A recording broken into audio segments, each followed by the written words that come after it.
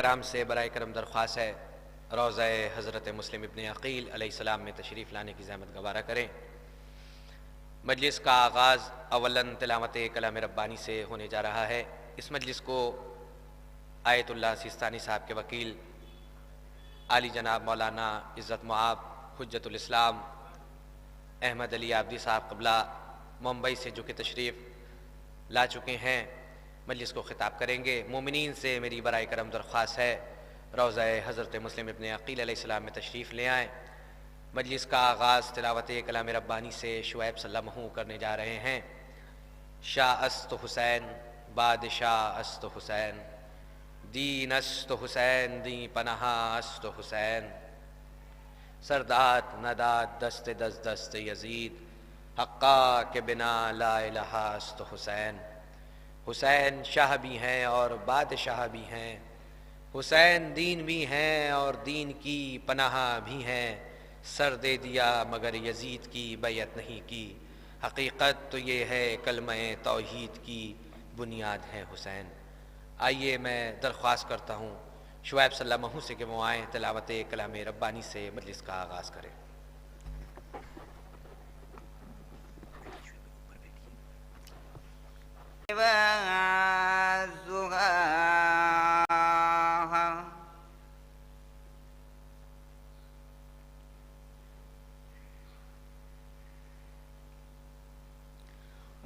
والقمر إذا تلاها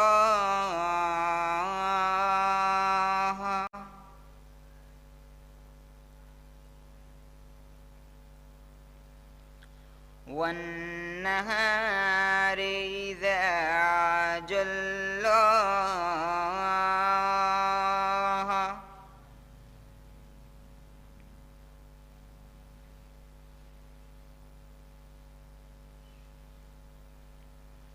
والليل إذا يغشاها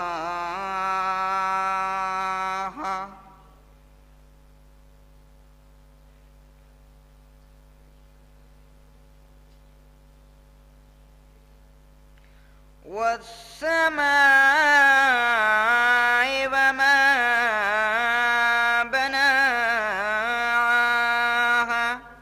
والأرض وما طغاها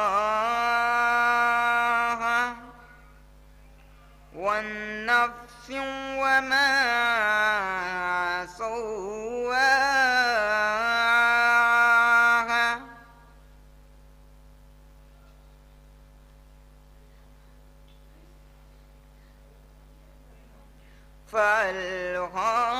فألهمها فجورها وتقواها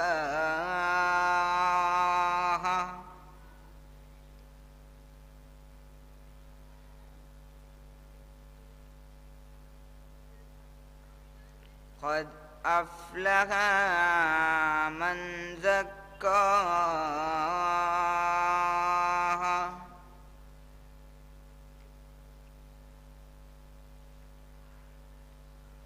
وخاب من دساها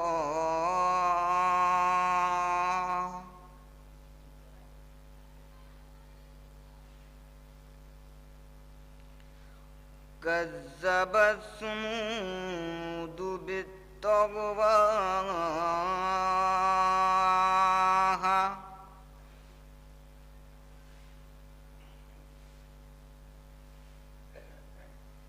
إذ انبعث أشقاها فقال لهم رسول الله ناقة الله وسقياها فكذبوه فعقروها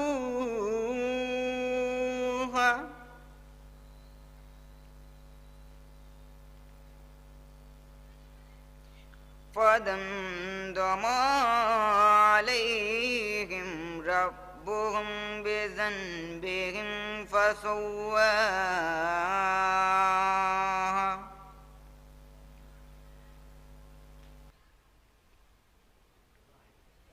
ولا يخاف عقباها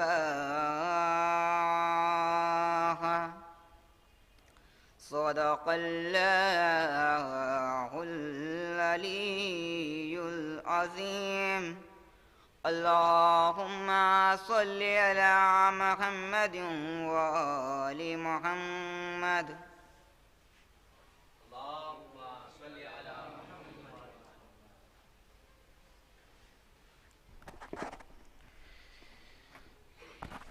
یہ تھے شعیب سلامہ جو تلاوت کلام ربانی سے مجلس کا آغاز کر رہے تھے۔ مومنین سے میری برائے کرم درخواست ہے روضہ حضرت مسلم ابن عقیل علیہ السلام میں تشریف لانے کی زحمت گوارا کریں۔ مجلس کا آغاز اولاً تلاوت کلام ربانی سے ہو چکا ہے۔ اس مجلس کو آیت اللہ علی سیستانی صاحب کے وکیل عالی جناب مولانا عزت مآب حجت الاسلام احمد علی عابدی صاحب قبلہ خطاب کریں گے۔ مومنین سے میری برائے کرم درخواست ہے۔ مجلس کا آغاز تلاوت کلام ربانی سے ہو چکا ہے۔ ہوا جو عشق ثنائے ابو تراب مجھے، خدا نے کر دیا ذرے سے آفتاب مجھے، اور زمین ہند میں مٹی میری قراب نہ ہو، کرو نجف میں طلب یا ابو تراب مجھے۔ کیے جو آ کے نکیرین نے سوال انیس، بتا دیے میرے مولا نے سب جواب مجھے۔ آئیے میں گزارش کرتا ہوں ایان سلمہ سے کہ وہ آئیں بارگاہ مولا میں اپنا مظلوم نذران عقیدت پیش کریں۔ آپ سب ان کا استقبال بآواز بلند نعرہ صلوات سے کریں۔ اللہم صلی علی محمد وآل محمد۔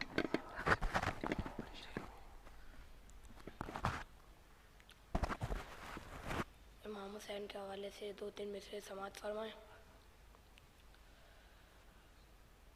حسین باٹ رہے ہیں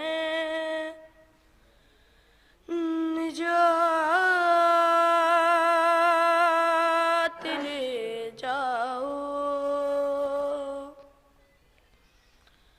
حسین باٹ رہے ہیں نجات لے جاؤ، کچھ آنسو کے بازی کائنات لے جاؤ،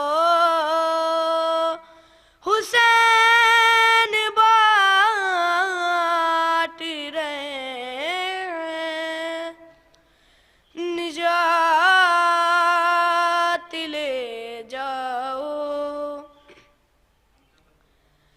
یہ کئی بلا ہے یہ معجز نما کی باستی ہے، یہ کئی بلا ہے یہ معجز نما کی باستی ہے، کفن میں اس کے لاپیٹو آیات لے جاؤ، حسین باٹ رہے ہیں نجات لے جاؤ۔ درود بھیجو محمد آل محمد۔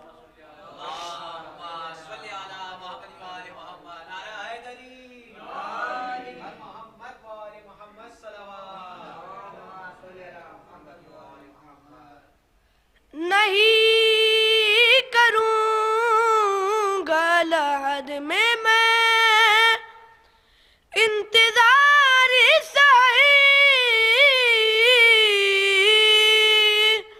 نہیں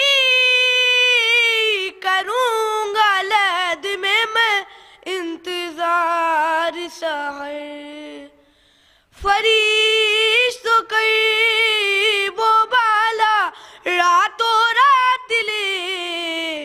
जाओ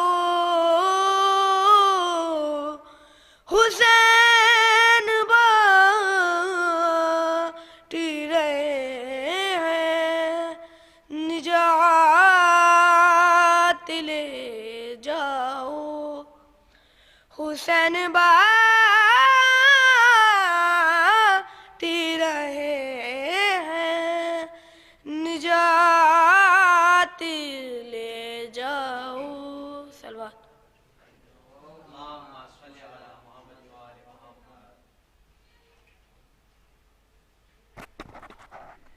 یہ تھے ایان سلامہ جو بارگاہ مولا میں اپنا مظلوم نذران عقیدت پیش کر رہے تھے.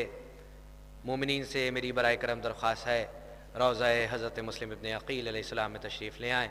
آئیے میں گزارش کرتا ہوں شعیب سلامہ سے کہ وہ آئیں بارگاہ مولا میں اپنا مظلوم نذران عقیدت پیش کریں. ایک نعرہ صلوات اللہم صلی علی محمد وآل محمد.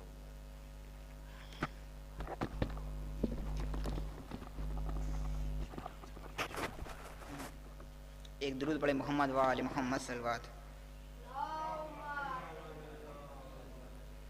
ایک مطلب اور چند شعر مولا عباس کے حوالے سے سماعت فرمائیے گا.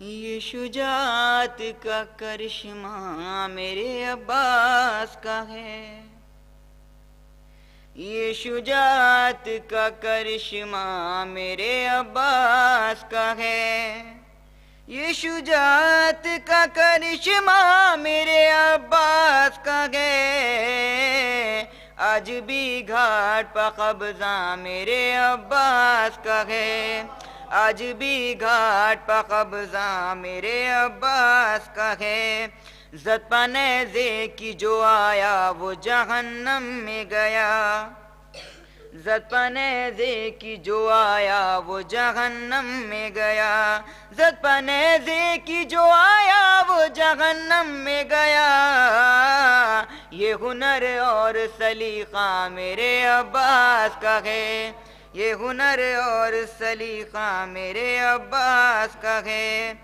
ہیبت حضرت عباس کو دیکھ یزید سماعت فرمائے بطور خاص ہے ہیبت حضرت عباس کو دیکھ یزید ہیبت حضرت عباس کو دیکھ یزید تیری فوجوں میں بھی چرچا میرے عباس کا ہے تیری فوجوں میں بھی چرچا میرے عباس کا ہے چاند کو نور کی جو بھیک دیا کرتا ہے چاند کو نور کی جو بھیک دیا کرتا ہے چاند کو نور کی جو بھیک دیا کرتا ہے آل ہاشم میں یہ چہرہ میرے عباس کا ہے آل ہاشم میں یہ چہرہ میرے عباس کا ہے کہ شعر دیکھیں بطور خاص ہے کہ رکھ نہ پائیں گے قدم دشمن شبیر وہاں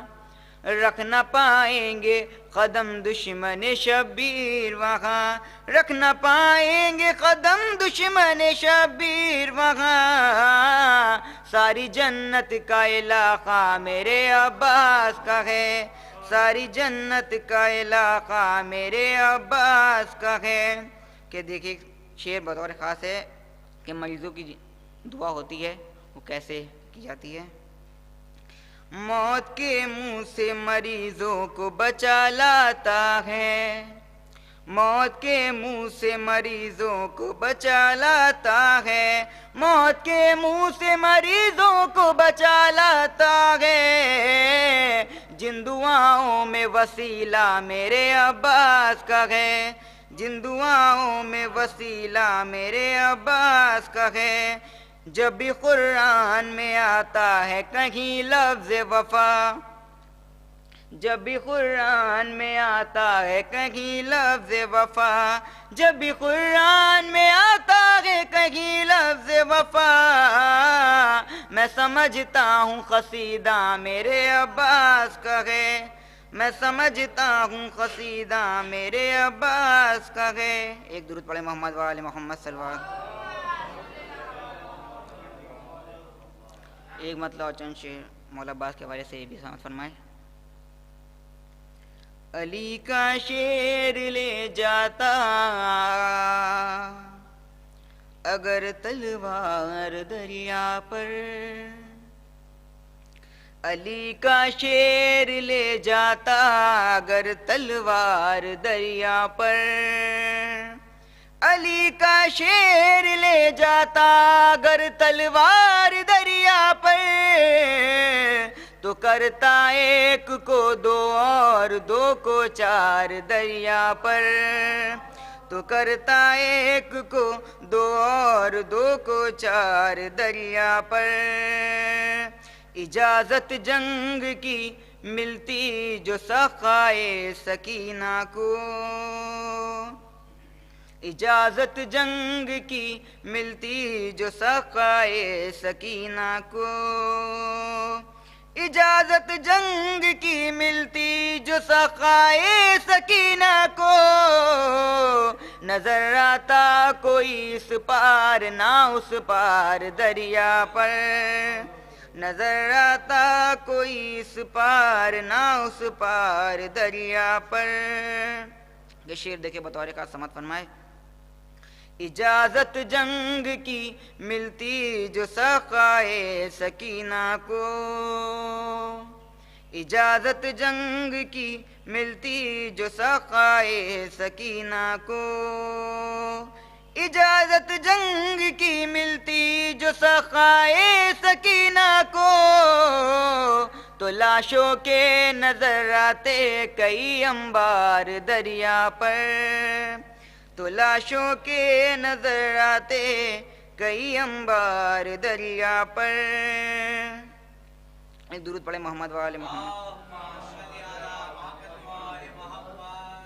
تو لاشوں کے نظر آتے کئی انبار دریا پر، علی کے شیر کی آمد پہ دریا یوں تڑپتا تھا، علی کے شیر کی آمد پہ دریا یوں تڑپتا تھا، علی کے شیر کی آمد پہ دریا یوں تڑپتا تھا، کہ جیسے آ گری ہو موت کی دیوار دریا پر، کہ جیسے آ گری ہو موت کی دیوار دریا پر، جو دیکھا غیظ میں غازی کو بھگدڑ مچ گئی ہر سوں، جو دیکھا غیظ میں غازی کو بھگدڑ مچ گئی ہر سوں، جو دیکھا غیظ میں غازی کو بھگدڑ مچ گئی ہر سوں، بھگوڑے ڈھونڈتے پھرتے تھے کوئی غار دریا پر، بھگوڑے ڈھونڈتے پھرتے تھے کوئی غار دریا پر۔ کہ شعر دیکھیں بطور خاص سماعت فرمائیے گا۔ کہا دریا نے غازی سے مجھے بلوا لیا ہوتا، کہا دریا نے غازی سے مجھے بلوا لیا ہوتا، کہا دریا نے غازی سے مجھے بلوا لیا ہوتا، میں شرمندہ ہوا اے آپ کیوں سرکار دریا پر، میں شرمندہ ہوا اے آپ کیوں سرکار دریا پر، اللہم صلی اللہ یا علی یا علی محمد وآل۔ علی کا شیر لے جاتا اگر تلوار دریا پر، علی کا شیر لے جاتا اگر تلوار دریا پر، علی کا شیر لے جاتا اگر تلوار دریا پر، تو کرتا ایک کو دو اور دو کو چار دریا پر، تو کرتا ایک کو دو اور دو کو چار دریا پر۔ کہا دریا نے غازی سے مجھے بلوا لیا ہوتا، کہا دریا نے غازی سے مجھے بلوا لیا ہوتا، کہا دریا نے غازی سے مجھے بلوا لیا ہوتا، میں شرمندہ ہوا اے آپ کیوں سرکار دریا پر، میں شرمندہ ہوا اے آپ کیوں سرکار دریا پر۔ یہ تھے شعیب سلامہ جو بارگاہ مولا میں اپنا مصنوع نذرانِ عقیدت پیش کر رہے تھے۔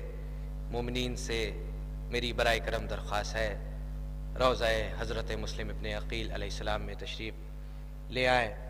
آئیے میں گزارش کرتا ہوں با ادب و احترام حجت الاسلام عزت مآب عالی جناب مولانا احمد علی عابدی صاحب قبلہ سے کہ وہ آئیں، رونق افروز ممبر ہوں اور مجلس خطاب فرمائیں۔ آپ سب ان کے استقبال میں نعرہ صلوات پڑھیں۔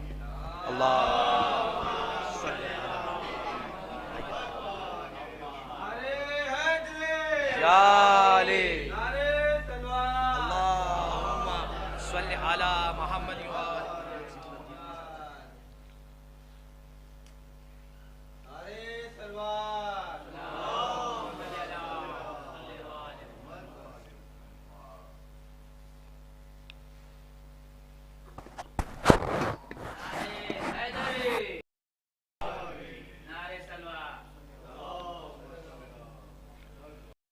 فاتحہ۔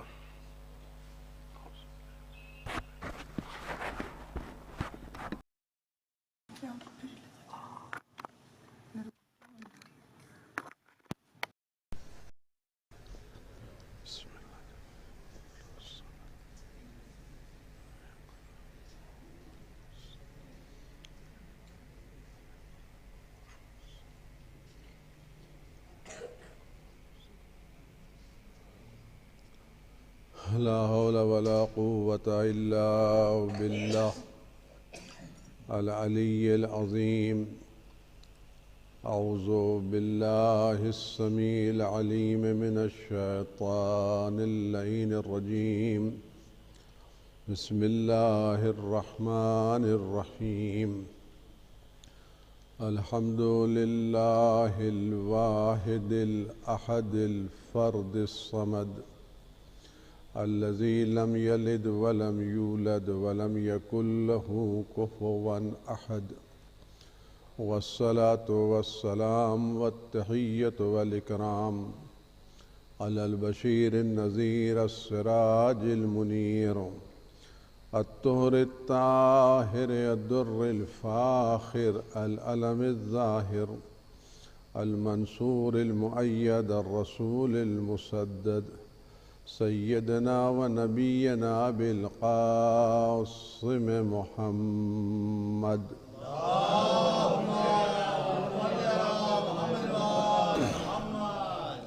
وآله الطيبين الطاهرين المعصومين المظلومين الذين أذهب الله عنهم الرجس وطهرهم تطهيرا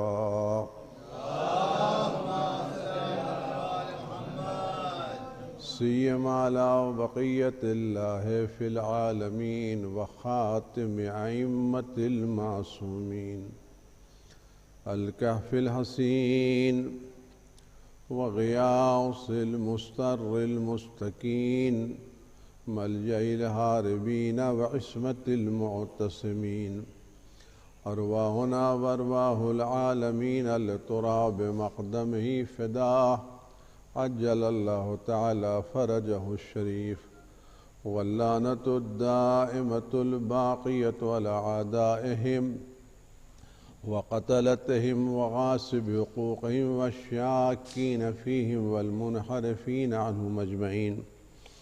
أما بعد فقد قال مولانا أمير المؤمنين علي بن أبي طالب عليه السلام قيمة كل امرئ ما يحسنه صلوات بجبر محمد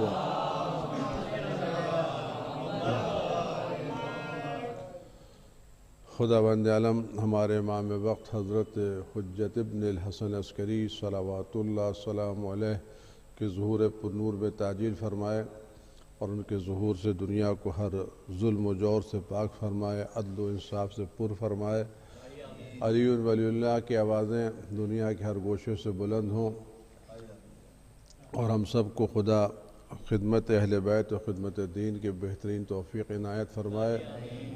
اور ان چند لمحات میں جو خدا بند عالم نے ذکر اہل بیت کی سعادت نصیب فرمائی ہے، خدا توفیق ان چند لمحات میں شیطانی وسوسوں سے، نفسانی وسوسوں سے، خواہشات نفسانی سے محفوظ رہتے ہوئے کچھ ایسی باتیں اس گناہ گار زبان پر جاری ہو جائیں جو خدا رسول کی خوشنودی کا سبب ہوں اور ہماری اور آپ کی بہتری کا سبب۔ ان سب کے لیے اپنے امام کی سلامتی کی دعا کرتے ہیں اور انہی سے بہترین توفیقات کی درخواست کرتے ہیں۔ اعوذ باللہ من الشیطان الرجیم، بسم اللہ الرحمن الرحیم۔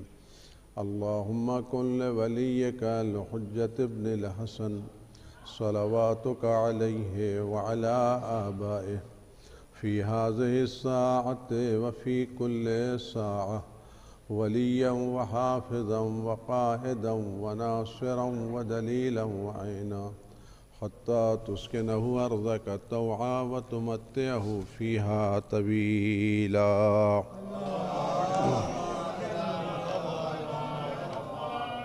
آپ حضرت گزارش ہے کہ ان مرحومین کے نام ایک مسور سورہ الحمد اور 3 مرتبہ سورہ قل اللہ کی تلاوت فرمائیں۔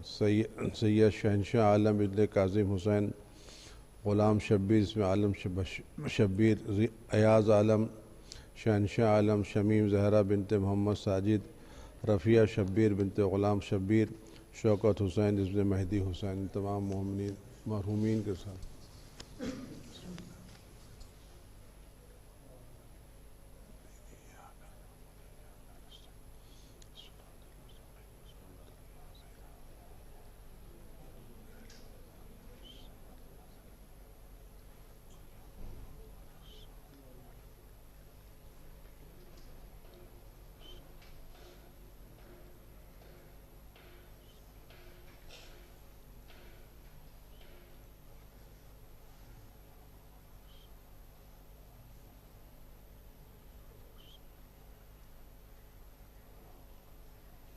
صلوات بھیجے بار محمد وآلہ۔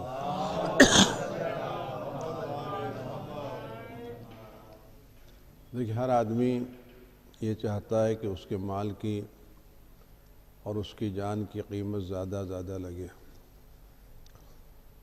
کوئی آدمی اپنا مال اور اپنی جان سستے میں بیچنا نہیں چاہتا۔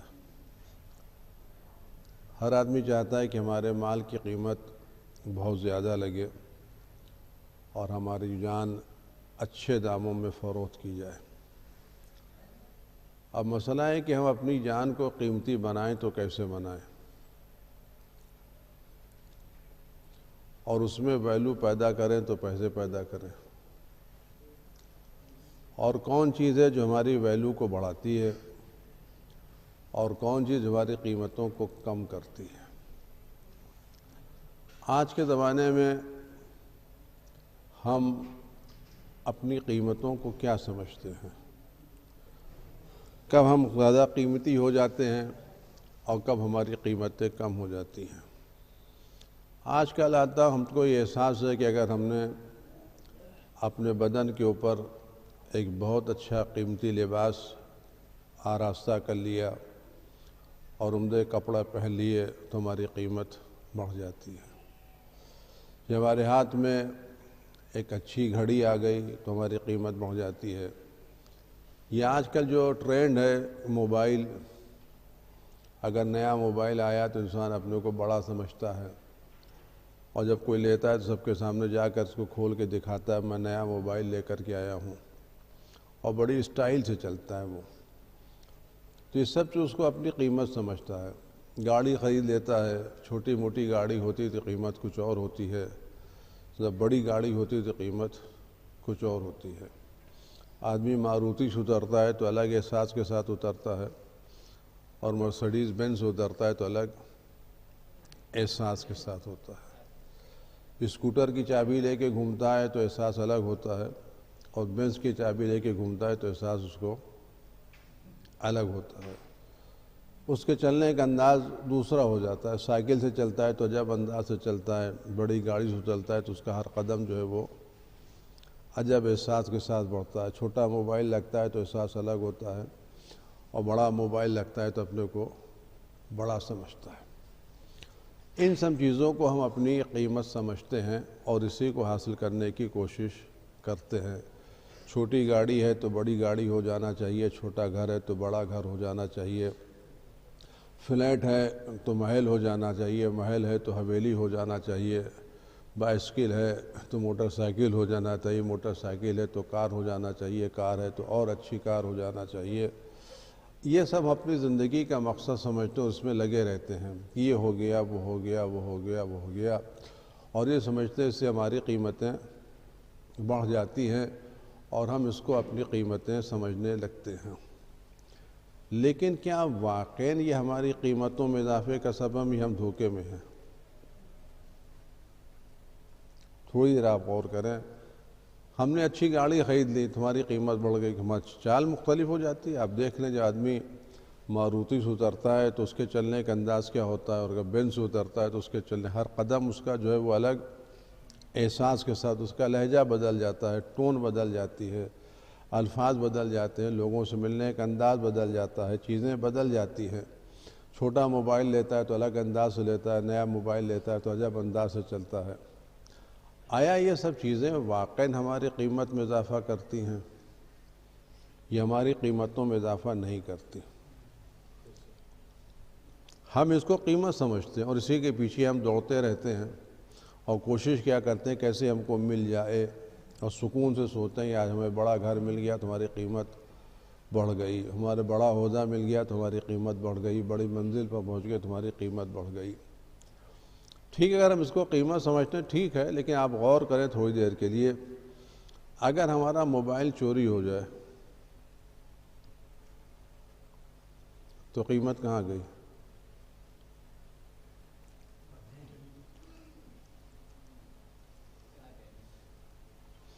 ہم نے اپنے بدن پر بہت قیمتی لباس پہنا، ہزاروں روپے کا لباس پہنا، رات میں سونے گئے یہ لباس اٹھا کے ہم نے ٹانگ دیا تو قیمت ہماری کہاں گئی؟ قیمت تو ہینگر پر لٹکی ہوئی نا، قیمت کہاں گئی؟ قیمت تو ہینگر پر لٹکی ہوئی ہے،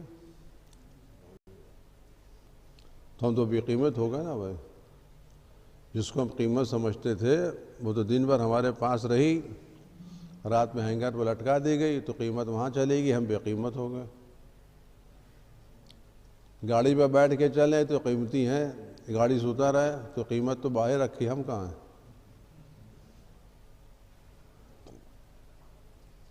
اور اگر یہی چیزیں قیمتوں کا سبب ہے کہ ہمارے پاس ایک گاڑی ہے لہذا ہماری قیمت زیادہ ہے، تو وہ شو روم کی قیمت کیا ہوگی؟ اس میں ایسی 10 گاڑیاں جمع رکھی ہوئی ہیں۔ ہاں ایک گاڑی پر کہتے ہیں ہماری قیمت بڑھ گئی، تو ہمارے کیا تو ایک گاڑی ہے نا، شو روم میں ایسی 10 گاڑیاں رکھی ہوئی ہیں، تو شو روم کی قیمت زیادہ ہوگی نہیں ہوگی؟ ہم لباس سے اپنی قیمتوں کو بڑھانا چاہتے ہیں، ہم جس شو روم سے لباس پہن کے آتے ہیں، لے کے آتے ہیں، اس میں وہ لباس سب سے پہلے اس اسٹیچو پر لگایا جاتا نہیں لگایا جاتا جو شو کیس میں لگا ہوا ہے؟ ہم تو اس کا اترا ہوا پہنتے ہیں نا بھائی۔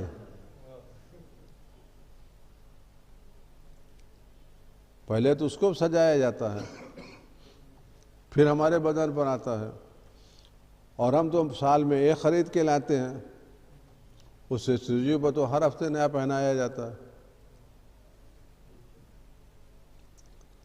ہمارے پاس تو سال میں ایک خریدی ہم نے، اس مجسمے پر تو ہر ہفتے ایک نیا لباس پہنا دیا جاتا ہے، تو مجسمہ قیمتی ہوا یا نہیں ہوا؟ تو اگر لباسی پہننے سے آدمی کی قیمت بڑھ جاتی ہے تو ہم سے زیادہ قیمت اس مجسمے کی ہے۔ اگر موبائل سے قیمت بڑھ جاتی ہے تو زیادہ قیمت اس دکان کی ہے جس پہ ایسے 10 موبائل رکھے ہوئے ہیں۔ اگر ہم اس کو قیمت سمجھ رہے ہیں یہ تو ہم سے نکل جا رہی نا۔ ہم گھر بناتے ہیں اور بڑی محنت سے بناتے ہیں، بہت محنت سے بنائی کہ سب شکر ہے خدا کا، اب میرے بچوں کے سروں کے اوپر ایک سایہ ہو گیا ہے، اب میں آرام سے قبر سے جاؤں گا، تو جس گھر کو ہم نے محنتوں سے بنایا، زحمتوں سے بنایا، بھوکے رہے پیاسے رہے محنتیں کی، اس گھر سے ہم کو کون نکالتا ہے؟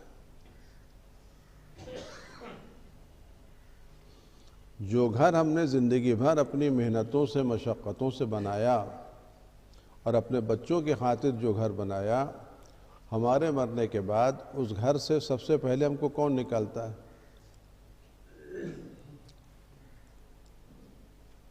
سب جنازہ تیار رکھا ہوا ہے، اٹھتا کیوں نہیں ہے؟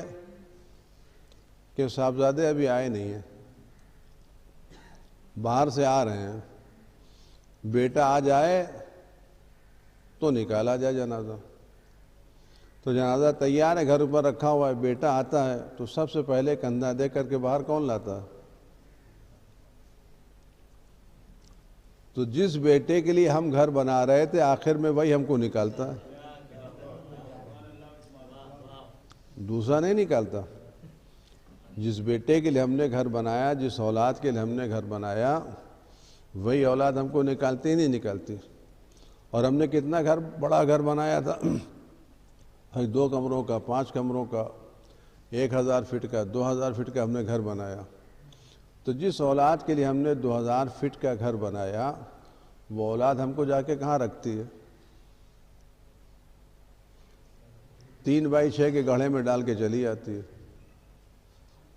ہم نے جو گھر بنایا اس میں باقاعدہ ٹائلس لگائی، پنکھے لگائے، لائٹ لگائی، اے سی لگایا، روشنی لگائی، اور ہماری اولاد کہاں لے کے گئی؟ ایک مٹی کے دروازے گھڑے میں بند کر کے چلے کہ اس پر اتنی مٹی ڈال کے چلے کہ 2 مرتبہ واپس آنے کے چانس نہ رہیں۔ یہ سب ہمارے ساتھ ہوتا نہیں ہوتا؟ تو جن چیزوں کو ہم دنیا میں قیمت سمجھ رہے تھے، وہ ساری چیزیں تو دھیرے دھیرے چھن جاتی ہیں، اور ہمیں بکنا کہاں ہے؟ ہماری قیمت کہاں لگنی ہے؟ ہماری قیمت یہاں لگنی نہیں ہے، ہماری قیمت لگنی ہے قیامت میں۔ اور ان قیمتوں سے ہمیں کتنی قیمت چاہیے اپنی، یہ آپ غور کریں۔ ہمیں وہاں جنت میں جانا ہے نہیں جانا ہے؟ کوئی ایسا آدمی ہے جو کہے کہ میں جنت میں نہیں جانا چاہتا؟ سب جنت میں جائیں گے نا؟ تو جنت فری میں تو ملنے والی ہے ہی نہیں۔ جنت کی قیمت ہے، قیمت نہیں ہے نا قیمت۔ اب مجھے اگر جنت میں جانا ہے تو مجھے جنت کے مکان خرید کے جاننا پڑے گا۔ اور یہ بات آپ ذہن میں رکھیں کہ دنیا کا مسئلہ یہ ہے کہ آپ لکھنؤ آ رہے ہیں، آپ کو اپنا کوئی مکان نہیں ہے، لیکن آپ کسی رشتہ دار کے ٹھہر سکتے ہیں، کوئی دوست آپ کو ٹھہرا لے گا، کوئی عزیز آپ کو ٹھہرا لے گا، کسی ہوٹل میں جا کے آپ ٹھہر جائیں گے۔ اگر آپ کو کچھ بھی نہیں تب بھی کوئی نہ کوئی جگہ آپ کو ٹھہرنے کی مل جائے گی۔ لیکن جنت کا مسئلہ یہ ہے کہ جب تک آپ مرنے سے پہلے اپنی بکنگ نہیں کرا لیں گے، اس وقت تک وہاں آپ کو انٹری ملے گی نہیں۔ وہاں نہ کوئی باپ بیٹے کو اپنے گھر میں رکھے گا، نہ کوئی بیٹا اپنے گھر میں رکھے گا، نہ زوجہ گھر میں رکھے گی، نہ شوہر گھر میں رکھے گا، نہ بھائی گھر میں رکھے گا۔ وہاں کوئی کسی کے گھر میں رکھنے والا نہیں ہے، وہ انڈیویجول فیملی ہے۔ ہر آدمی کا اپنا گھر ہے، اور وہ گھر پہلے سے الاٹ کیا گیا ہے۔ اگر ہم نے گھر پہلے سے الاٹ کرا لیا، اپنے نام بکنگ کرا لی، تب تو ہم کو وہاں جگہ ملے گی، اور نہیں بکنگ کرائی تو کچھ نہیں ملے گی۔ اور یہ گھر ہم کو اسی دنیا میں خریدنا ہے۔ یہاں سے جانے کے بعد خریدنے کے امکانات ختم ہو جائیں گے، اور خریدنا کس کو ہے؟ ہم کو خرید رہا ہے۔ اور یہ بات میں آپ سے عرض کروں، کل کا زمانہ کچھ اور تھا، آج کا زمانہ کچھ اور ہے۔ کل کے زمانے میں جب لڑکے گھر سے نکلتے تھے تو ماں باپ سے رخصت ہو کے نکلتے تھے، آتے تھے ماں باپ سے ملتے تھے۔ آج کا زمانہ کیا ہے؟ صاحبزادے چلے گئے، چلے گئے آفس، چلے گئے، اور کیا، کہاں ہے؟ گئے، آ گئے، اور بہت دیر سے آئے ہوئے، تو اب ہم نہ جاتے وقت رخصت ہوتے ہیں نہ آتے وقت ملتے ہیں. تو جو اولاد ہمیں زندگی میں نہیں پوچھ رہی ہے وہ مرنے کے بعد کیا پوچھے گی؟ جو آپ زندگی میں نہیں پوچھا. آج کے جو حالات ہیں دنیا سے جسے ہم دوچار ہیں، آج ہماری اولاد ہم کو سامنے نہیں پوچھ رہی ہے تو مرنے کے بعد کیا پوچھے گی؟ وہ تو گڑھے میں بند کر کے ہم کو چلی آئے گی. اور جو کچھ ہم نے کمایا ہے مزہ اٹھائے گی اولاد، حساب دینا پڑے گا ہم کو. بھائی جتنا بینک بیلنس چھوڑ کے گئے ہیں، گھر چھوڑ کے رہے گا کون؟ اولاد رہے گی. ہم کہاں رہیں گے؟ ہم تو گڑھے میں رہیں گے نا. تو آیا ہمیں اپنی زندگی میں وہاں جانے سے پہلے اپنا مکان خریدنا چاہیے یا نہیں خریدنا چاہیے؟ اور یہ مکان خریدنے کے لیے ہم کو اتنی قیمت ہمارے پاس چاہیے. اگر آپ ایک ایسی کالونی مکان خریدیں جہاں کا مکان 10 لاکھ کا ملتا ہے تو آپ کے پاس 10 لاکھ ہے تو وہاں مکان مل جائے گا آپ کو. لیکن آپ ایک ایسی کالونی مکان خریدنا چاہتے ہیں جہاں کی قیمت کروڑوں روپے کی ہے، وہ hi fi flat, luxury flat بنے ہوئے ہیں. آپ وہاں 10 لاکھ روپے لے کے جائیے کہ مجھے یہ مکان خریدنا ہے. کہ کتنے پیسے آپ کے پاس ہیں؟ کہ 10 لاکھ ہے. کہ یہاں آپ کا کام نہیں ہے. کہ کیوں؟ کہ یہاں سب سے کم فلیٹ جو 4 کروڑ کا ہے. آپ 10 لاکھ لے کے چلے جائیے تو ہم کو انٹری نہیں ملے گی. اگر ہمیں وہاں خریدنا ہے تو کم از کم ہمارے پاس 4 کروڑ ہونا چاہیے. اگر کم پیسے ہیں تو ہم کو مکان ملنے والا نہیں ہے. یہ جو مکان ہم دنیا میں خرید رہے ہیں 4 کروڑ کا، یہ کس چیز کا بنا ہوا ہے؟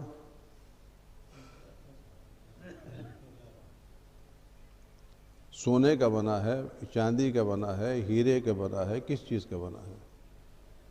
کئی کمروں کا مکان ہے؟ سب 5 کمروں کا، 5000 فٹ کا مکان ہے، 2000 فٹ کا مکان ہے. کائے کا بنا ہے؟ اینٹ کا، پتھر کا، لکڑی کا. یہی تو ہے. کوئی دیوار سونے کی نہیں ہے، کوئی دیوار چاندی کی نہیں ہے. جنت میں جو مکانات ہیں وہ کوئی مکان چھوٹا نہیں ہے. کوئی 30 کمرے کا ہے، کوئی 40 کمرے کا ہے، کوئی 50 کمرے کا ہے. اور اس میں کسی کی دیواریں سونے کی ہیں، کسی کی دیواریں چاندی کی ہیں، کسی کی دیواریں ہیرے کی ہیں. اور وہ مکان بھی ہے جو ویل فرنشڈ ہے، اس میں عمدہ قسم کے مخمل لگے ہوئے ہیں، زرباف لگے ہوئے ہیں، چیزیں لگی ہوئی، سجا سجایا مکان ہے اور فری ہے، کوئی ٹیکس بھی نہیں ہے. تو اتنا بڑا مکان جو 30-40 کمروں کا ہو، سجا سجایا ہو، غلام موجود ہوں، خدمت گزار موجود ہوں، کھانے کی سب چیزیں موجود ہوں، خواہشات کا ہر چیز اس کے اندر موجود ہو، تو وہ مکان کتنے میں بکے گا؟ اور اس کی قیمت ہم کو کہاں سے لینا چاہیے؟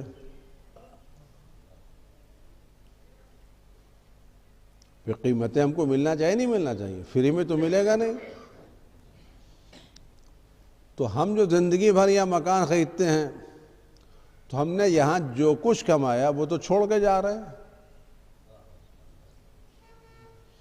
ہم نے زندگی بھر یہاں جو کچھ کمایا، اگر مکان بنایا تو وہ چھوڑ کے جا رہے ہیں، باغ بنایا وہ چھوڑ کے جا رہے ہیں، زمین خریدی وہ چھوڑ کے جا رہے ہیں، کارخانے بنائے وہ چھوڑ کے جا رہے ہیں، دکان بنائی وہ چھوڑ کے جا رہے ہیں، مارکیٹ بنائی وہ چھوڑ کے جا رہے ہیں. تو جو کچھ ہم نے یہاں بنایا وہ تو چھوڑ کے جا رہے ہیں. جہاں خریدنا ہے وہاں خالی ہاتھ جا رہے ہیں.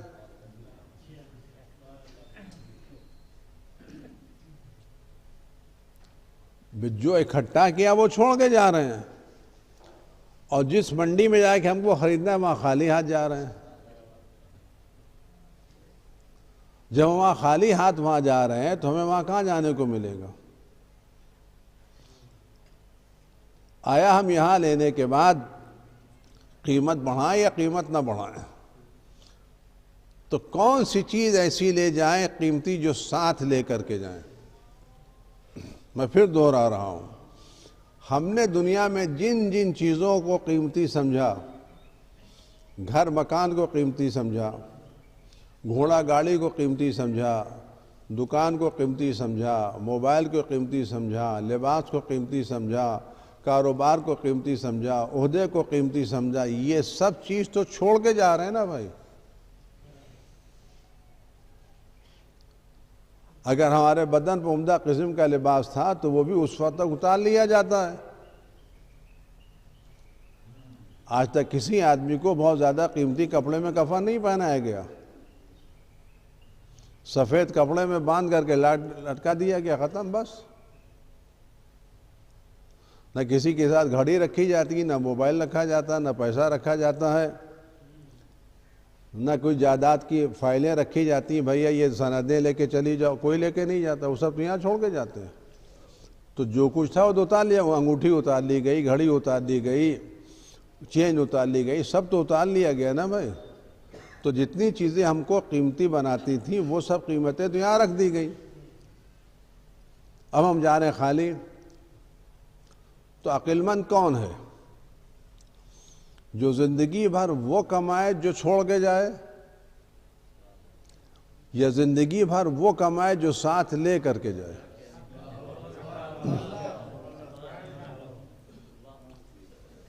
عقل مند کون ہے؟ جو زندگی بھر وہ کمائے جو چھوڑ کے جائے، یا زندگی بھر وہ کمائے جو ساتھ لے کر کے جائے؟ اور جو ساتھ لے کے جانا ہے تو قیمتی چیز لے کے جائے یا بے قیمت چیز لے کے جائے؟ تو ہم اپنی دنیا میں وہ سب سے زیادہ قیمتی چیز کیا ہے جو لے کے جائیں، اور جو اتنی قیمتی ہو کہ اس کے مقابلے میں ہمیں جنت آسانی سے مل جائے۔ اگر ہمیں پتہ چل جائے وہ قیمتی چیز ہے کیا، تو ہم اس کو جان سے زیادہ عزیز رکھیں گے۔ وہ قیمتی، ہم کس چیز سے جنت خرید سکتے ہیں؟ ہمارے پاس وہ چیز کیا ہے جس سے ہم جنت خرید لیں، اور بھی وہ جنت جس میں ہیرے ہوں، چاندی ہوں، سونا ہو، موتی ہوں، اور سجی سجائی جنت، فری والی جنت۔ جنت میں کوئی مکان 30-40 کمروں سے کم نہیں ہوگا، اور جو مومن کو گھر بھی دیے جائیں گے کہ کتنا بڑا گھر ہوگا کہ جہاں تک تمہاری نظر جاری تمہارا گھر ہے، اور ہر گھر میں باقاعدہ سجا سجایا تخت لگا ہوا ہے، لوگ بیٹھے ہوئے ہیں، اور خدمت گزار غلام ہے، وہ بھی حسین خوبصورت خدمت گزار غلام، سونے کی چین پہنے ہوئے، سونے کے بستہ لگائے ہوئے اور سجے سجائے ہوئے موجود ہیں آپ کی خدمت کرنے کے لیے۔ اس کے بعد ہر کمرے میں اللہ تعالیٰ نے حوریں دی ہیں آپ کے انشاءاللہ کے لیے۔ دنیا میں ایک ہی پر بسر کیجئے کہ اللہ قیامت میں بہت زیادہ عطا کرے گا انشاءاللہ۔ تو یہ سب چیزیں آپ کو وہاں ملیں گی، تو فری میں تو ملنے والی ہے ہی نہیں۔ قیمت ہم کو یہیں سے لگا کے جا رہا تھا، لگائیں گا قیمت کس چیز کی؟ اب آپ غور کریں، اب یہاں میں آپ سے کون سی چیز ہے جو سب سے زیادہ قیمتی ہے اور ہمیں اس کی حفاظت کرنا چاہیے؟ اگر آپ ایک اچھا سا ہیرا خرید کے لاتے ہیں یا اچھا سا سونے کا سیٹ خرید کے لاتے ہیں، تو کیا اس ہیرو کو، سونے کے سیٹ کو آپ دھوپ میں رکھ دیتے ہیں، گرد و غبار میں رکھ دیتے ہیں، یا اس کو کیس میں سجا کے رکھتے ہیں؟ اگر آپ کوئی قیمتی چیز لے کے آتے ہیں تو کیا قیمتی چیز کو ایسے ہی سڑک پر رکھ دیتے ہیں، آنگن میں رکھ دیتے ہیں، صحن میں رکھ دیتے ہیں، یہ اس کو باقاعدہ حفاظت سے رکھتے ہیں؟ تو ہمارے پاس وہ قیمتی چیز کیا ہے جس کو ہمیں حفاظت سے رکھنا چاہیے؟ اور یہ بات میں عرض کروں، اس بات کو بہت توجہ سے آپ سنیں گے کہ اگر کوئی چور کسی گھر میں آتا ہے تو وہ ہیرے لے کے جاتا ہے یا پتھر لے کے جاتا ہے؟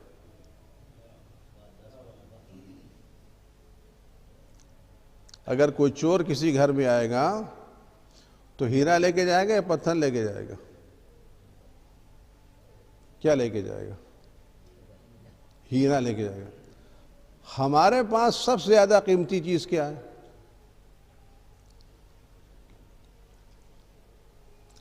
اور ہمارا دشمن کون ہے؟ آپ غور کریں، اس زمانے میں ہمیں بڑی حفاظت سے، بڑی ہوشیاری سے کام کرنا ہے۔ یہ دور آخر الزمان آزمائشوں کا دور ہے۔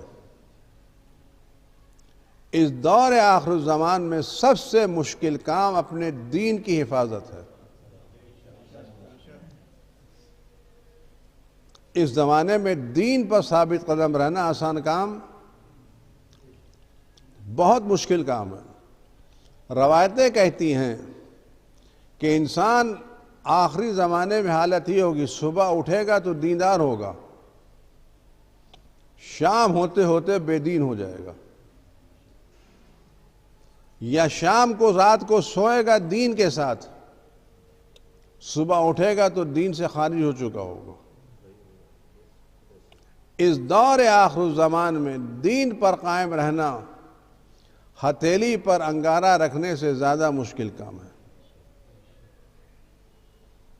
بعض روایتیں کہتی ہیں کہ اب انسان اپنی آنکھوں میں سرما لگاتا ہے نا، تو جب صبح گھر سے نکلتا ہے تو سرما لگا کے نکلتا ہے، جب شام کو واپس آ کے آئینے میں دیکھتا ہے تو دیکھتا ہے آنکھ ہے، سرما نہیں ہے۔ کب نکل گیا کچھ پتہ نہیں۔ کہ انسان گھر سے نکلے گا دین کے ساتھ، شام کو واپس آئے گا۔ تو اس وقت ہمارے پاس سب سے زیادہ قیمتی چیز کیا ہے؟ اور ہمارا ایک دشمن ہے جس نے یہ قسم کھا کے رکھی ہے کہ ہم کو گمراہ کر کے چھوڑے گا۔ اور اس دشمن نے کیا کام کیا ہے؟ اس دشمن نے خدا کی عزت کی قسم کھا کے بات کی ہے کہ میں صراط مستقیم پر جم کے بیٹھوں گا۔ ہمارا دشمن ہے، گرچہ وہ دشمن ہے ہمارا، لیکن ہے ہمارے بڑے کام کا۔ کیسے کام کا؟ جب بھی ہم کوئی غلط کام کرتے ہیں نا، کہتے ہیں شیطان نے بہکا دیا۔ کام ہم کرتے ہیں، ڈال دیتے ہیں اس کی گردن کے اوپر، اور وہ بھی آسانی کے ساتھ قبول کر لیتا ہے کہ ٹھیک ہے۔ تو کتنا ہمارے کام آتا ہے۔ غلط کام کیا، ارے شیطان نے بہکا دیا، تو کام ہم کرتے ہیں اس کو، لیکن وہ ہمارا کھلا ہوا دشمن ہے، اور اتنا کھلا ہوا دشمن ہے، اس نے کیا کہا ہے؟ میں کہاں بیٹھوں گا؟ صراط مستقیم پر جم کے بیٹھوں گا، ایسے ویسے راستے پر نہیں بیٹھوں گا۔ کہتا میں جم کر کے صراط مستقیم پر بیٹھوں گا۔ اس کا مطلب ہے کس کو گمراہ کرے گا؟ جو لوگ صراط مستقیم پر ہیں یا نہیں۔ اب میں چھوٹی سی بات، صراط مستقیم پر کون ہے؟ بہت سامنے کی بات ہے۔ ایک بچہ آپ سے ملتا ہے، کہتا ہے کہ مولانا یا جناب دعا کیجیے امتحان میں پاس ہو جاؤں۔ تو جو امتحان میں پاس ہونے کی دعا کر رہا ہے، اس کا مطلب پاس ہوا نہیں ہے، ابھی اس کو پاس ہونا ہے۔ دعا کیے فلاں صاحب بیمار ہے، شفا مل جائے، یعنی ابھی شفا ملی نہیں، شفا ملنا ہے۔ قرض ہے، دعا کیجیے ادا ہو جائے، قرض ادا نہیں، قرض ادا ہونا ہے۔ اب اگر آپ یہ کہیں گے صاحب کیا وہ پاس ہو گئے، تو آپ کیا کہتے ہیں؟ الحمدللہ رب العالمین۔ پوچھے بیٹا کیا ہوا؟ کہ پاس ہو گئے؟ کہ الحمدللہ رب العالمین۔ کہ فلاں آدمی کو شفا مل گئی؟ کہ الحمدللہ رب العالمین۔ تو الحمدللہ رب العالمین وہاں کہا جاتا ہے جہاں چیز مل گئی ہو۔ آمین وہاں کہا جاتا ہے جہاں نہ ملی ہو، ملنے کی امید ہو۔ کہتے ہیں ان کو شفا مل جائے تو آپ کیا کہتے ہیں؟ آمین۔ شفا مل گئی تو کیا کہتے ہیں؟ الحمدللہ رب العالمین۔ تو وہ لوگ جو سورہ الحمد کے بعد آمین کہہ رہے ہیں، اس کا مطلب صراط مستقیم ملی نہیں ہے، ملنے والی ہے۔ اور جو الحمدللہ رب العالمین پڑھ رہے ہیں ان کو صراط مستقیم مل گئی ہے۔ تو ہم لوگ الحمد کے بعد کیا پڑھتے ہیں؟ الحمدللہ، یعنی ہم صراط مستقیم پر ہیں۔ جب ہم صراط مستقیم پر ہیں تو شیطان کہاں بیٹھے گا؟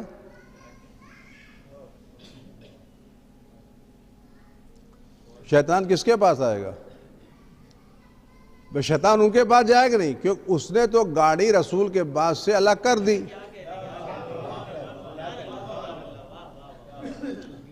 اب جو اس نے رسول کے بعد سے پٹری بدلوا دی ہے تو اب اس راستے پر آنے والے ہے ہی نہیں، تو اس کی فکر ادھر سے مطمئن ہے۔ فکر کس کی بات کی ہے؟ ان کی جو صراط مستقیم پر چل رہے ہیں۔ تو جو صراط مستقیم پر ہیں ان کو شیطان زیادہ بہکائے گا، کیوں کہے گا میں صراط مستقیم پر جم کر کے بیٹھوں گا۔ تو ہم جو صراط مستقیم پر ہیں ہمارے پاس سب سے زیادہ قیمتی چیز کیا ہے؟ وہ آپ کو ہدایت کے نام پر گمراہ کرے گا۔ وہ ہوشیار ہے اور پڑھا لکھا بھی بہت ہے، اور اتنا پڑھا لکھا ہے کہ اس نے انبیاء سے ٹکریں لی ہیں۔ انبیاء پر غالب نہیں، الگ مسئلہ ہے کہ ہوشیاری تو کی نا اس نے، تو معمولی آدمی نہیں ہے۔ وہ ہمارے ذہنوں میں ہے، ہماری فکروں میں ہے، ہمارے خون میں ہے، ہماری رگوں میں ہے، اور کام جو کرتا بڑی ہوشیاری کے ساتھ کرتا ہے۔ وہ ہدایت کے نام پر گمراہ کرتا ہے، گمراہی کے نام پر گمراہ نہیں کرتا۔ میں چھوٹی مثال آپ کے سامنے دوں، وہ کیسے کام کرتا ہے۔ اس کو معلوم ہے نوجوان ہے یا یہ شخص ہے، یہ فی الحال پکچر دیکھنے نہیں جائے گا، میں کچھ بھی کر ڈالوں یہ سنیما گھر نہیں جائے گا، معلوم ہے نہیں جانے والا ہے، لیکن مجھے اس کو چھوڑنا بھی نہیں ہے۔ میں کچھ بھی کر ڈالوں یہ چھوڑنے والا نہیں ہے، جائے گا تو کرے گا کیا؟ چھوٹی سی مثال میں آپ جانوں، وہ ہم سے نماز نہیں چھوڑواتا، مسجد نہیں چھوڑواتا، وہ نماز بھی پڑھواتا ہے اور مسجد بھی ہم کو لے کر کے برابر سے جاتا ہے۔ لیکن جب مسجد سے نکلتے تو کیا کہتا ہے؟ میں محلے میں اکیلے تم ہی ہو، دیا تو اللہ نے سبھی کچھ ہے، لیکن مسجد کی صفائی تک تم ہی کر رہے ہو، مسجد تم ہی آباد کیے ہوئے ہو، اول وقت نماز تم ہی پڑھ رہے ہو، نماز شب تم ہی پڑھ رہے ہو۔ تو آپ سچ بتائیں، یہ جو خدا شیطان نماز پڑھوانے کے بعد ہم میں غرور ایجاد کراتا ہے، یہ ہماری نمازوں کو برباد کرتا نہیں کرتا؟ دولت دے دیتا ہے، اما دولت تو سب کے پاس ہے، کوئی دیتا نہیں ہے، ایک اکیلے میں ہوں جو غریبوں کو غلہ بانٹ رہا ہوں، کسی کی فیس دے رہا ہوں، کسی کا کام کر رہا ہوں، کسی چیز کر رہا ہوں۔ یہ جتا جتا کر کے ہمارے اعمال کو برباد کر رہا ہے، نہیں کر رہا ہے؟ ہمارا نام پوسٹر میں لگوا دیتا ہے، ہم اکڑ کے چلتے ہیں۔ شیطان ہم کو بانٹنے سے منع نہیں کرتا، لیکن بانٹنے کے بعد ہماری تصویریں کھچوا کے ہمارے ثواب کو ختم کر دیتا ہے۔ وہ یہ نہیں کہتا کہ نہ بانٹو، لیکن بانٹنے کے بعد تصویریں چھپوا کر کے، اور کتنے مزے میں کام کرتا۔ میں چھوٹی سی بات عرض کروں، آج ہمارے کیا کسی کو راشن آپ بانٹیے، تصویریں کھنچتی نہیں کھنچتی؟ چھوٹی سی آپ غور کریں، جو آدمی راشن دے رہا ہوتا اس کے چہرے پر مسکراہٹ ہوتی نا، اور جو عزت دار لے رہا ہوتا اس کے چہرے پر کیا ہوتا ہے؟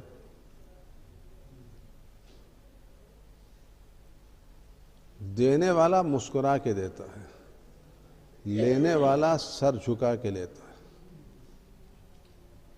یعنی ہم ایک راشن کی بوری دے کر کے کسی کی عزت کھینچ رہے نہیں کھینچ رہے.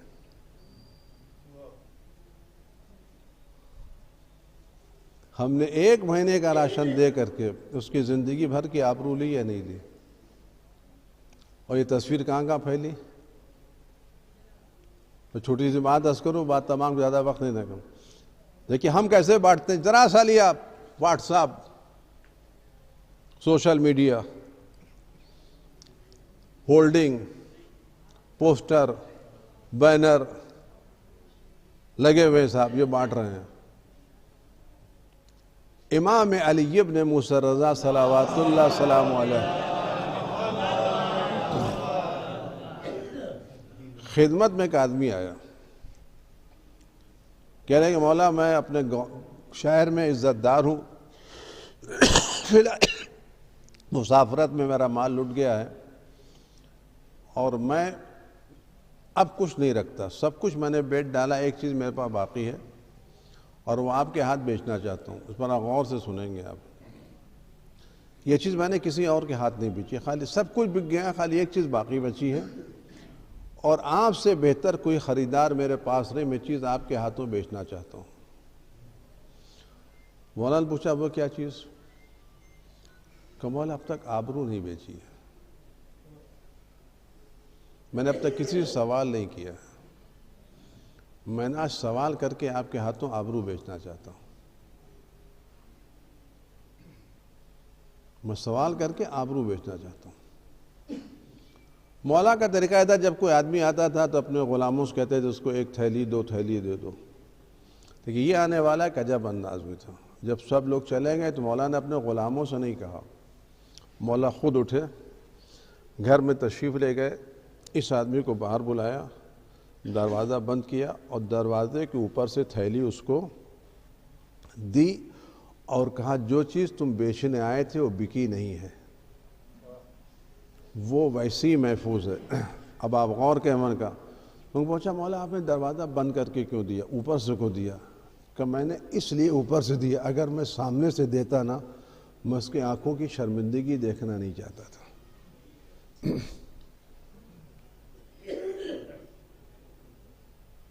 میں دیتے وقت اس کی آنکھوں کی شرمندگی دیکھنا نہیں چاہتا تھا. چاہتا ہوں لے کے جائے تاکہ اس کو شرمندگی کا احساس نہ ہو. تو شیطان کیا کرتا ہے؟ بٹوا تو دیتا ہے لیکن 1000 روپے کے راشن کے بدلے میں ہماری زندگی بھر کی آبرو نیلام کر دیتا.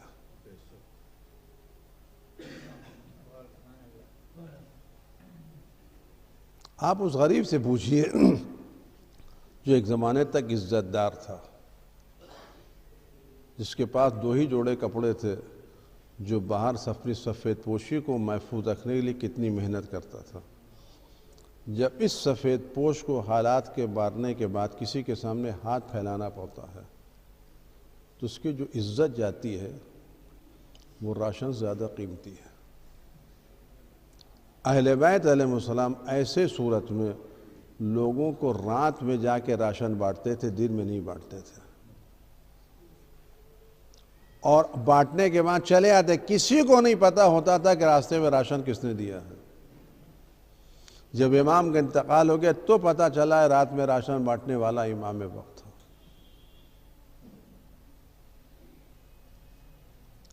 آپ غور کریں تو شیطان ہم کے ہے یا نہیں ہے؟ تو شیطان ہمیں کام کرانے سے نہیں روکے گا، لیکن چھوٹا سا کام کرا کر کے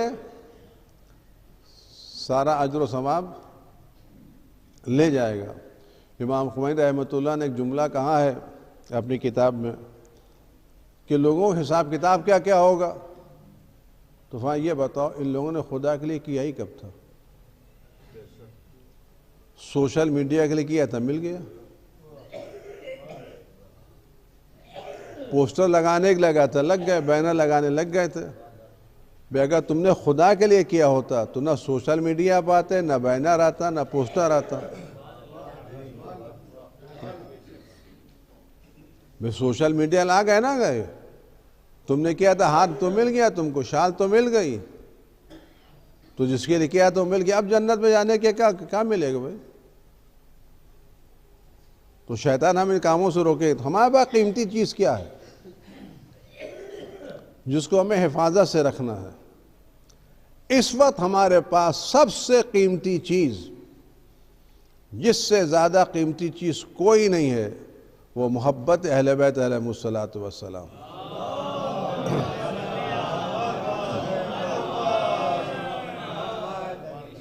اور یہ میں نہیں کہتا، حضرت امام جعفر صادق علیہ الصلاۃ والسلام کی خدمت میں آپ کے ایک ساتھی نے، ایک چاہنے والے نے خط لکھا، مولا میں غریب ہوں، فقیر ہوں، گھر میں کھانے کو نہیں ہے، پینے کو نہیں ہے، محتاج ہوں. تو مولا نے پیسے تو بھیج دیے. پوچھا یہ بتاؤ تمہارے دل میں جو محبت ہے کتنے میں بیچتے ہو؟ 100 درہم میں، 1000 درہم میں، 1,00,000 درہم میں. آپ سے پوچھوں، ہمارے دل میں جو محبت اہل بیت ہے، اڈانی امبانی آئیں اور کہ میرا سارا اسٹیٹ لے لو، آپ بیچیں گے؟ کسی کے گھر میں کھانے کو نہیں ہوگا اور اڈانی امبانی کا میری پوری اسٹیٹ لے لو، تمہارے دل محبت اہل بیت دے دو، آپ بیچے گا کوئی آدمی؟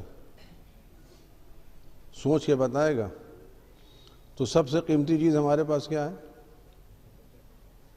محبت ہے.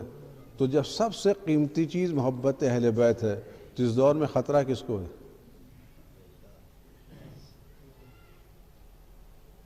شیطان حملہ کس پر کرے گا؟ شیطان کمزور کس کو کرے گا؟ جب سب سے قیمتی چیز ولایت اہل بیت ہے تو ہمارا جانی دشمن کمزور کس کو کرنے کی فکر کرے گا؟ اسی کو تو کمزور کرے گا نا. اسی کے بارے میں بیان کرے گا یہ روایت کمزور ہے، یہ حدیث ضعیف ہے، یہ تاریخی واقعہ صحیح نہیں ہے. یہ شبہات ڈال کر کے ہمارے ذہنوں میں ولایت اہل بیت کو کم کرے گا یا نہیں کرے گا. وہ روزہ ہے جو علی کی ولایت کے ساتھ رکھا جائے. اگر ولایت علی کے ساتھ رکھا نہیں جاتا تو بھوک ہے، روزہ نہیں ہے. وہ حج ہے جو علی کی ولایت کے ساتھ انجام دیا جائے. اور یہ میں نہیں کہتا، میری کیا مجال، حضرت رسول خدا صلی اللہ علیہ وسلم کی روایت ہے. اور اگر اس دور میں فکر کرو، آپ اس ولایت کو سنبھال کے رکھیے. اور ولایت اس وقت تک نہیں سنبھلے گی جب تک ولایت کے ساتھ برات نہ ہو. آج ہمارے کیا فکر ہوتی ہے کہ ارے ہم کو اپنا کام کرنا چاہیے، دوسروں سے کیا لینا دینا. تبرہ برہ بند کر دیجیے. آج کل میں بڑے ادب سے کہتا ہوں، ہم سورہ نماز سورہ حمد پڑھتے ہیں نہیں پڑھتے؟ بغیر سورہ حمد کی نماز ہوتی ہے؟ نہیں ہوتی نا. پڑھیے سورہ الحمد. بسم اللہ الرحمن الرحیم. الحمدللہ رب العالمین الرحمن الرحیم مالک یوم الدین ایاک نعبد و ایاک نستعین اہدنا الصراط المستقیم صراط الذین انعمت علیہم. اس کے بعد کیا ہے؟ غیر المغضوب علیہم ولا الضالین. یہ انمتا کے بعد غیر مغضوب ولا الضالین کون لوگ ہیں؟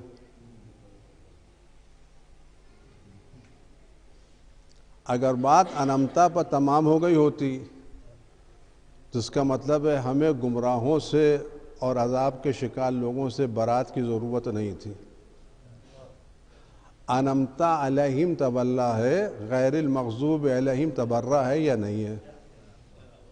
اگر آپ کو ایسے ہی تبرہ سے انکار ہے تو ہمیشہ سورہ حمد آدھا پڑھا کیجئے کہ ہم کو انمتا علیہم سے کام ہے. انمتا علیہم اس وقت تک ہو ہی گا نہیں جب تک غیر المغضوبوں کو پہچانو گے نہیں.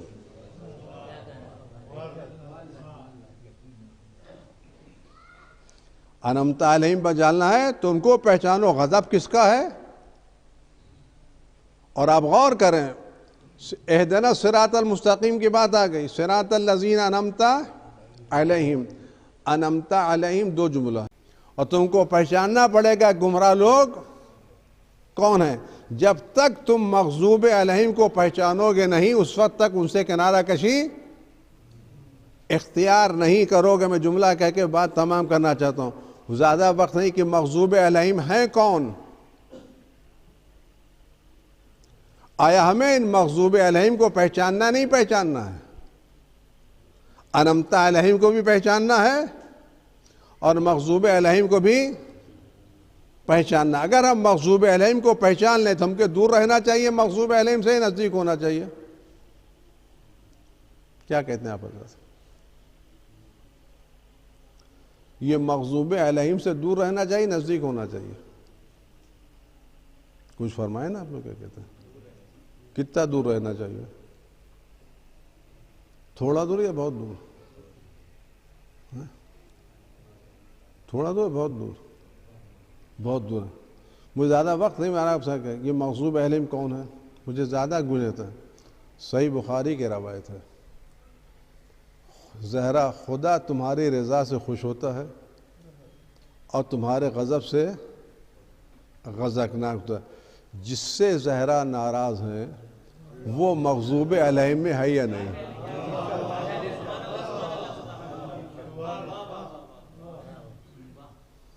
جس سے جناب زہرا ناراض ہیں وہ مغضوب علیہم ہے یا نہیں؟ اگر مغضوب علیہم میں تو ہم ہر نماز میں ان سے دور رہنے کی دعا مانگتے یا نہیں مانگتے؟ اب کس سے زہرا ناراض ہیں آپ خود جا کے دیکھ لیجئے.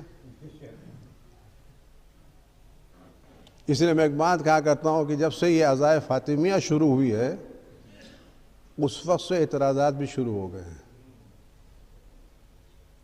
اب 2 مہینے 8 دن جم کے مجلس سے کرتے ہیں اعتراضات نہیں ہوتے, ٹھیک ہے. عزائے فاطمیہ پر تھوڑے تھوڑے اعتراضات ہمارے یہاں سے شروع ہو گئے ہیں.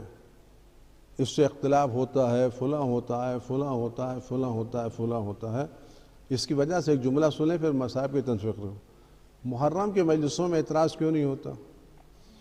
لیکن جب ظلم امام حسین بیان ہوتا ہے اور مصائب امام حسین بیان ہوتے ہیں تو بات پہنچتی یزید تک. لیکن جب عزائے فاطمیہ ہوتی ہے نا تو ظلم فاطمہ کی بات پہنچتی کہیں اور تک, اور ظلم فاطمہ کی بات جتنی بیان کی جائے گی اتنا ہی باطل کی بنیادیں کمزور ہوتی جائیں گی.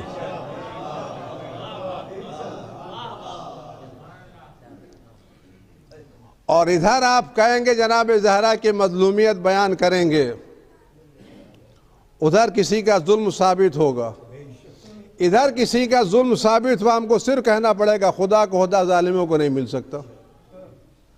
تو جناب زہرا کی مظلومیت پورے نظام میں فکر کے باطل ہونے کی دلیل ہے. اسی لیے لوگ کیا کہتے ہیں کہ آپ جتنا بیان کریں گے مظلومیت اتنا بنیادیں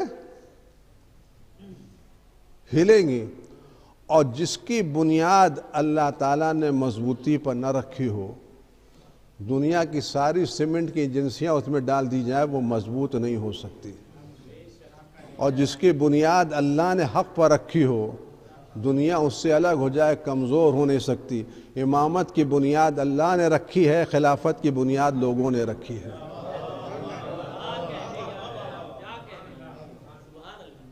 لہذا اس عقیدہ امامت کی حفاظت کیجیے آج کے دور میں, اور کوشش کیجیے اپنے دلوں میں دشمنان اہل بیت کے تعلق سے ذرہ برابر رجحان پیدا نہ ہونے پائے. ہم کسی کے دشمن نہیں ہیں, لیکن ہم ولایت اہل بیت سے سودا کرنے کے لیے تیار نہیں ہیں. صلوات محمد و آل محمد.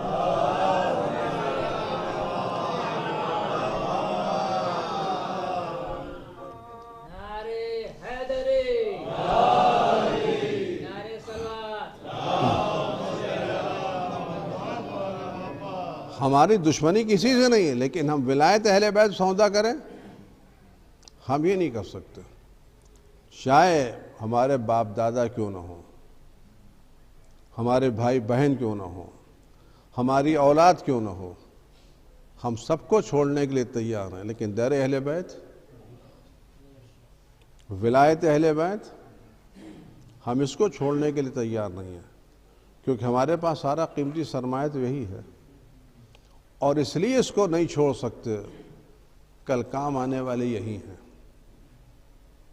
جب ہماری روح نکل رہی ہوگی تو نہ دوست کام آئیں گے، نہ عزیز کام آئیں گے، نہ اولاد کام آئیں گی، اگر اس وقت کوئی بچانے کے آئے گا تو یہی ولایت اہل بیت، یہی عزاداری ہے سید الشہداء۔ عزیز و دوستو، روایتیں بڑی عجیب و غریب ہیں کہ جب حسین کا چاہنے والا دنیا سے جانے لگتا ہے اور آخری وقت جب آتا ہے تو شیطان اپنی پوری طاقت لگاتا ہے کہ یہ مرنے والا مرے اور ایمان پر نہ مرے، پوری طاقت لگا دیتا ہے، اور جب اس کا دم نکلنے والا ہوتا ہے تو ایک طرف شیطان آتا ہے، ایک طرف اہل بیت آتے ہیں، اور روایتوں کا جملہ بڑا عجیب ہے۔ علی علیہ السلام رسول اللہ سے کہتے ہیں، اے اللہ کے رسول، یہ مرنے والا میرے حسین کا عزادار ہے، یہ مرنے والا میرے حسین کا عزادار ہے۔ جیسی علیہ السلام رسول اللہ سے کہتے ہیں کہ میرا مرنے والا حسین کا عزادار ہے، رسول اللہ ملک الموت سے کہتے ہیں، ملک الموت، یہ مرنے والا میرے حسین پر روتا تھا، یہ مرنے والا میرے حسین کو چاہتا تھا۔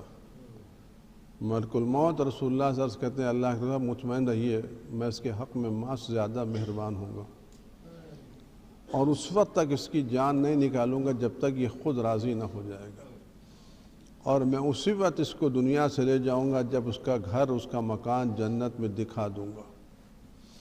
عزیزو، یہ ولایت اس وقت کام آنے والی ہے، اس کو سنبھال کے رکھیے، اس کو کسی طرح سے کمزور مت ہونے دیجیے، یہ بڑی قیمتی چیز ہے، اور اہل بیت اتنے عظیم ہیں، میں آپ سے کیا عرض کروں، کتنے عظیم ہیں کہ جب ہم کو سب لوگ قبر میں لٹا کے چلے جاتے ہیں نا، تو روایتیں بڑی عجیب و غریب ہیں، کہتے امام حسین مرنے والے کے سرہانے نہیں آتے،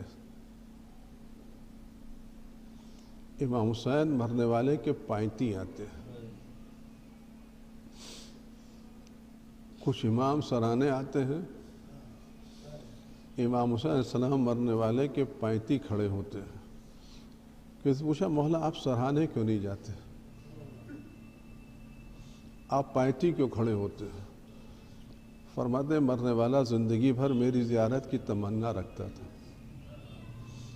اگر میں سرہانے کھڑا ہوں نا تو اس کو میری زیارت کے لیے سر اٹھانا پڑے گا، میں نہیں چاہتا کہ میرا چاہنے والا میری زیارت کے لیے سر اٹھانے کی زحمت گوارا کرے، میں سراہنے آتا ہوں تاکہ مرنے والا آسانی کے ساتھ میری زیارت کر لے۔ یہ ولایت وہاں کام آئے گی، یہ ولایت وہاں کام آئے گی۔ اور عزیزان گرامی، امام حسین اتنے کریم ہیں کہ ہر ایک کے سراہنے آتے ہیں اور اچھا برتاؤ کرتے ہیں۔ آپ یقین جانیں، یہ آپ کی آنکھوں سے جو آنسو نکل رہے ہیں، یہ جو محبت کی چیزیں آ رہی ہیں، یہی ایک خلوص کا کام ہے جو ہمارے پاس ہے۔ آپ یقین جانیں، میں آپ سے سچ عرض کرتا ہوں، ہمارے پاس کوئی ایسی چیز نہیں ہے جس کو ہم کہہ سکیں کہ ہم نے اللہ کے لیے انجام دیا ہے۔ نماز میں ریاکاری ہو سکتی ہے، روزے میں دکھاوا ہو سکتا ہے، حج میں دکھاوا ہو سکتا ہے، سارے کاموں میں دکھاوا، لیکن خدا گواہ ہے ہم کسی کو دکھانے کے لیے نہیں روتے، ہم تصویر کھنچانے کے لیے نہیں روتے، باتیں بنانے کے لیے روتے، اور ہم روتے نہیں ہیں، ہم سنتے ہیں کہ علی اکبر کے سینے پر برچھی لگی تو خود